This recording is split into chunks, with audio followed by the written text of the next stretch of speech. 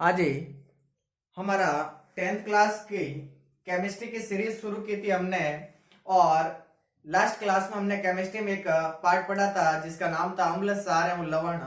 और आज की क्लास में हम नए एक टॉपिक के ऊपर चर्चा करने जा रहे हैं जिसमें हम पढ़ेंगे धातु और अधातु पाठ। ठीक है, देखिए, सबसे पहले प्रकृति में विभिन्न प्रकार के तत्व और परमाणु पाए जाते हैं। इन तत्वों का सुव्यवस्थित अध्ययन करने के लिए वैज्ञानिकों ने इन्हें 3 भागों में बांटने का प्रयास किया था, जिसे आज हम पढ़ते हैं धातु, अधातु और उपधातु। ठीक है, धातुएं क्या होती है, अधातुएं क्या होती है, उपधातुएं क्या होती है, ये सारा का सारा मैटर आपको इस टॉपिक के अंदर पढ़ना है। तो आज हम शुरू कर रहे हैं सबसे पहले धातु और अधातु के भौतिक गुणधर्म।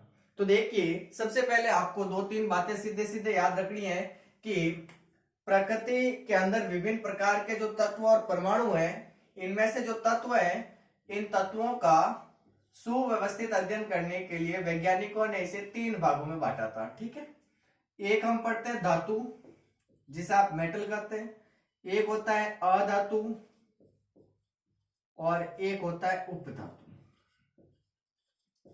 ठीक है, 3 चीजें आपके सामने, एक चीज है धातु, एक अधातु और एक है उपधातु। अब ये धातुएं क्या होती हैं, अधातुएं क्या होती है और उपधातु क्या होती हैं, ये हम देखेंगे। तो सबसे पहले देखिए, जैसे धातुओं की बात करें तो जैसे सोडियम हो गई, पोटेशियम हो गई, सोडियम पोटेशियम हो गई, मैग्नीशियम हो गया, जिंक हो गया, ये सारी धातुएं हो गई। अधातुओं की बात करें तो जैसे आप इसमें देखेंगे कार्बन हो गया, सल्फर हो गया, आयोडीन हो गया, हाइड्रोजन हो गया, ऑक्सीजन हो गया, ये तो ये सारी क्या है, अधातुएं। उपधातुओं की बात करें तो देखिए बोरॉन, सिलिकॉन और जर्मेनियम, ये उपधातु है।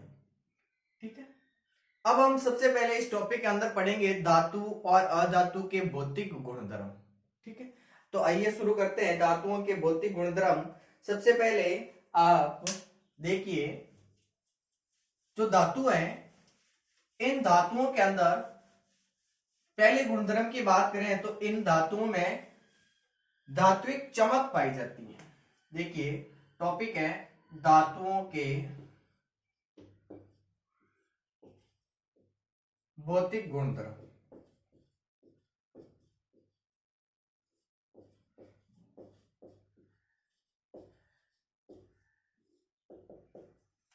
धातुओं के भौतिक गुणधर्म में हम सबसे पहले बात कर रहे हैं कि जो जितनी भी धातुएं हैं, इन धातुओं के अंदर एक चमक पाई जाती है, जिसे आप धात्विक चमक कहते हो, वो सारी की सारी धातुओं के अंदर पाई जाती है। तो जितनी भी धातुएं हैं, उन धातुओं के अंदर क्या पाई जाती है, धात्विक चमक पाई जाती है। दूसरे गुण की बात करें तो जितनी भी धातुएं हैं, इन धातुओं के अंदर एक गुण पाया जाता है जिसे आप कहते हो आघात वर्धनीयता। देखिए, धातुओं के अंदर एक गुण पाया जाता है जिसको आप क्या कहते हो, आघात वर्धनीयता। अब आप कहेंगे ये गुण क्या होता है, तो देखिए, ये गुण होता है कि धातुओं को आप पीट कर एक पतली चादर के रूप में इनको बना सकते हो। ठीक है, मतलब धातुओं को आप पीट पीट कर एक पतली चादर बना सकते हो। इस गुण को कहते हैं आघात वर्धनीयता। क्या कहेंगे, आघात वर्धनीयता। और सोना और चांदी, दो ऐसी धातुएं जो सबसे आघात वर्धनीय है, सोना और चांदी। ठीक है, तो धातुओं में आघात वर्धनीयता का गुण पाया जाता है। आघात वर्धनीयता कहते किसे हैं, तो देखिए, परिभाषा आप साथ में लिख सकते हैं, धातुओं को पीटकर पतली चादर के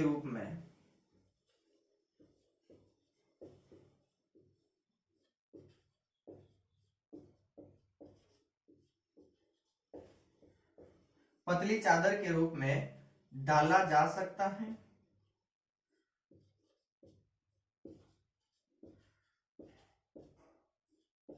इस गुण को आप क्या कहेंगे, आघात वर्धनीयता। दो एग्जाम्पल है, दो धातुएं, एक सोना है आपके सामने और एक चांदी है, ये सबसे आघात वर्धनीय धातुएं हैं।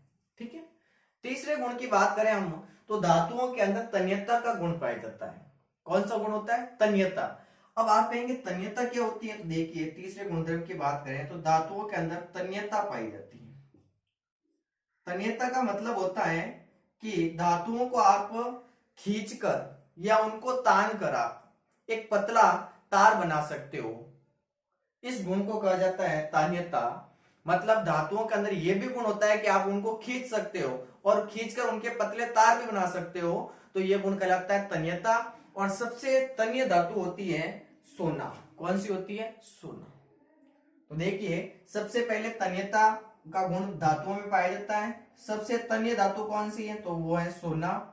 फिर आपका प्रश्न आता है कि तन्यता किसे कहते हैं, तो इसका उत्तर होगा धातुओं को खींचकर या तानकर पतले तार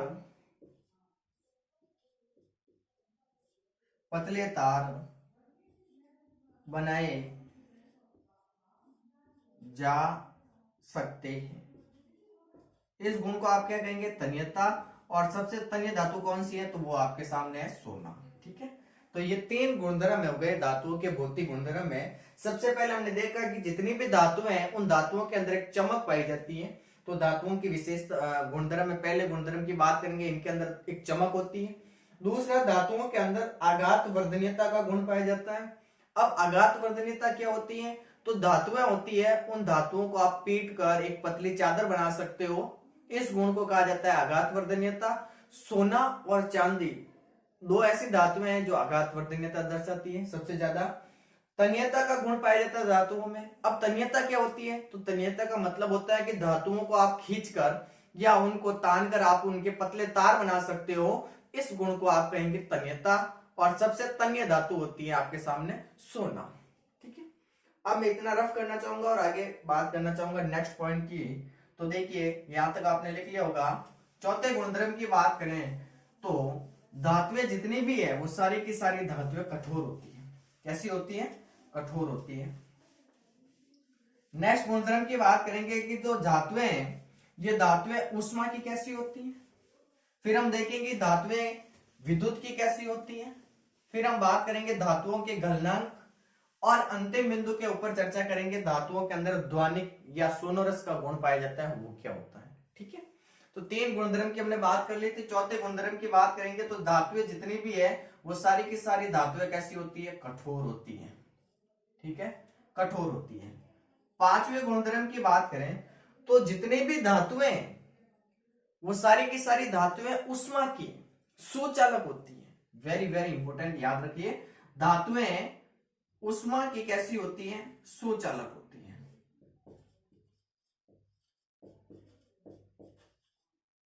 धातुएं उष्मा की सुचालक होती हैं। अब देखिए 2 धातुएं सिल्वर और कॉपर। सिल्वर और कॉपर ये सबसे अधिक उष्मा की सुचालक धातुओं में आती है। कौन कौन सी? सिल्वर और कॉपर। जबकि लेड और मरकरी ये उष्मा की कुचालक होती है। लेड और मरकरी ये कैसी होती है? उष्मा की कुचालक।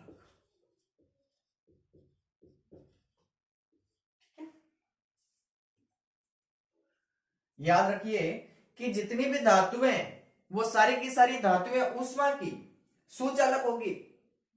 जैसे सबसे अधिक सुचालक धातुएं की बात करें तो सिल्वर और कॉपर हो गया। सिल्वर और कॉपर 2 ऐसी धातुएं हैं जो सबसे ज्यादा उष्मा की क्या होती है? सुचालक। वैसे इसको फॉलो नहीं करती कौन सी 2 धातुएं? लेड और मरकरी, जो कैसी है? उष्मा की कुचालक है।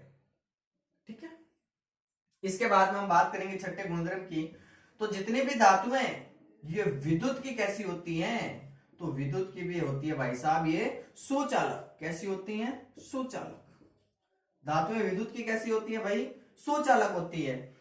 अब बात वही आती है कि सर्वाधिक सुचालक धातु कौन सी है विद्युत की? वो है आपके सामने चांदी। क्या है? चांदी।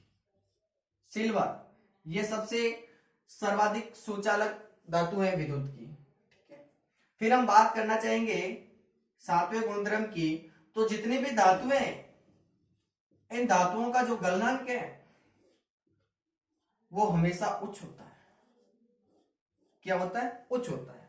जबकि हम देखेंगे गैलियम और सीजियम दो ऐसी धातुएं हैं जिनके गलनांक कम होते हैं, सीजियम और गैलियम।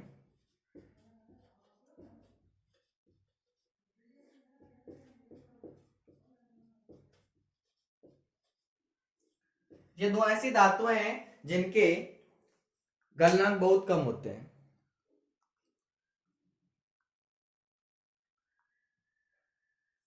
समझ में आ रहा है आपको? मोस्टली ऐसे बात करें तो धातुओं के गलनांक उच्च ही होंगे, लेकिन गैलियम और सीजियम के गलनांक क्या होते हैं? कम होते हैं। ठीक है।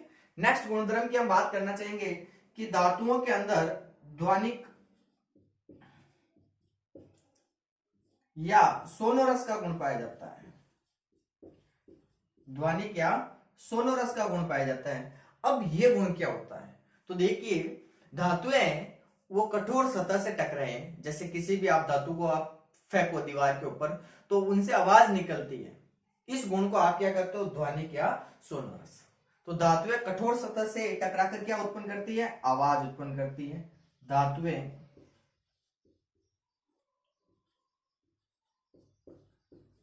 कठोर सतह से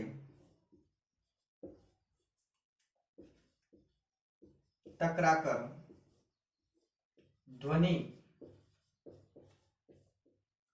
उत्पन्न करती हैं।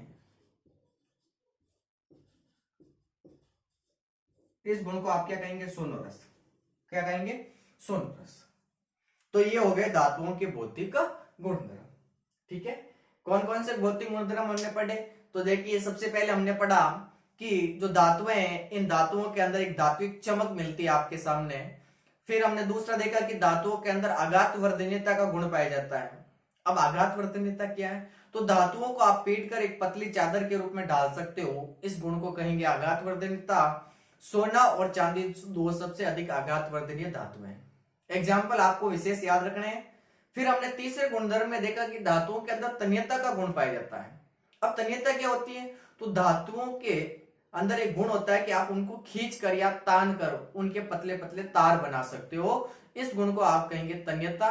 और सबसे अधिक तन्य धातु होती है सोना। फिर हमने नेक्स्ट गुणधर्म की बात की कि जो धातुएं हैं, ये धातुएं हमेशा कठोर होती हैं। फिर हमने बात की कि जो धातुएं हैं ये ऊष्मा की कैसी होती है? सुचालक होती है। सर्वाधिक ऊष्मा की सुचालक धातुएं आपके सामने सिल्वर और कॉपर है। और इसको फॉलो नहीं करने वाली दो धातुएं लेड और मरकरी, जो कि ऊष्मा की कैसी है? कुचालक है। फिर हमने बात की कि जो धातुएं हैं ये विद्युत की सुचालक होती हैं और धातुओं के गलनांक हमेशा उच्च होते हैं, लेकिन गैलियम और सीजियम दो ऐसी धातुएं हैं जिनके गलनांक कम होते हैं।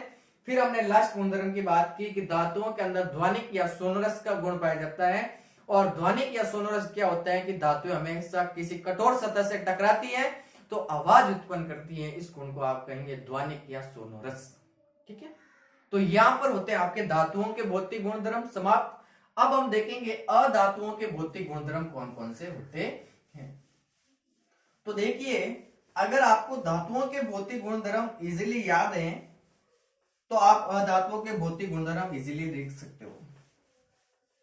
जैसे धातुओं के अंदर जो भी चीजें थी उन सब का उल्टा होगा अधातुओं के भौतिक गुणधर्म में। देखिए कैसे क्या है।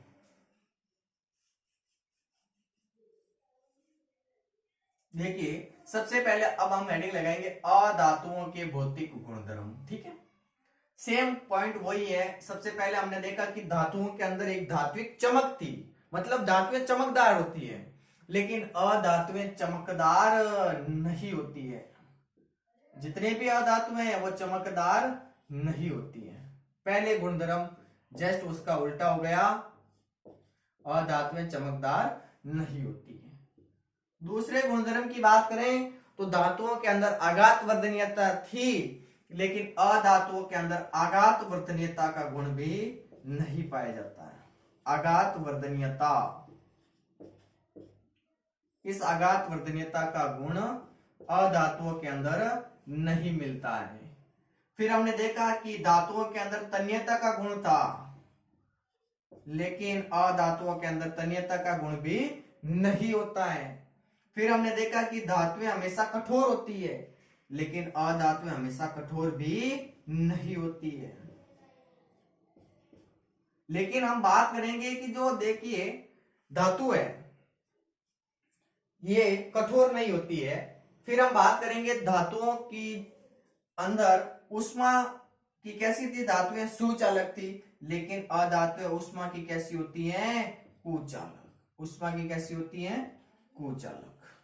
जबकि दो अधातुएं भी थी, कौन कौन सी, लेड और मरकरी, जो कैसी थी, ऊष्मा की कुचालक थी। धातुएं विद्युत की भी कैसी होती हैं, कुचालक होती है। लेकिन हम इसमें भी अपवाद देखेंगे जब आगे हम पढ़ेंगे तब। फिर हम बात करना चाहेंगे कि जो धातुएं हैं इन धातुओं के अंदर गलनांक थे उच्च, लेकिन अधातुओं के अंदर गलनांक होंगे निम्न या कम होते हैं। फिर लास्ट गुणधर्म की हम बात करेंगे तो अधातुओं के अंदर ध्वनिक या सोनोरस का गुण नहीं मिलता। आपको ध्वनिक या सोनोरस का गुण नहीं मिलता है, नहीं पाया जाता है। तो जस्ट धातुओं के उल्टे हो गए आपके सामने अधातुओं के भौतिक गुणधर्म। बस आपको इतना सा याद करना है मैटर धातु और अधातुओं के भौतिक गुणधर्म में, ठीक है। जैसे इसमें कुछ ऐसे आएंगे चीजें जो अपवाद होगी, जो हम आगे पढ़ेंगे। जैसे आयोडीन एक ऐसी अधातु है जो चमकदार होती है, जबकि आपने तो कहा कि अधातुएं चमकदार नहीं होती है। तो कुछ चीजें अपवाद है, फॉलो नहीं कर रही, जैसे यहाँ पर आयोडीन फॉलो नहीं करेगा, ठीक है। बाकी सारा का सारा धातुओं का उल्टा है अधातुओं के अंदर। देखिए या यहाँ पर आज हमने जो धातु और अधातु के भौतिक गुणधर्म पढ़े हैं, इसको आप एक प्रश्न के रूप में इसका धातु और अधातु के भौतिक गुणधर्म में अंतर लिखिए, ये कंप्लीट करेंगे। धन्यवाद आज की क्लास के लिए, मिलते हैं अगली क्लास में नेक्स्ट बिंदु के साथ।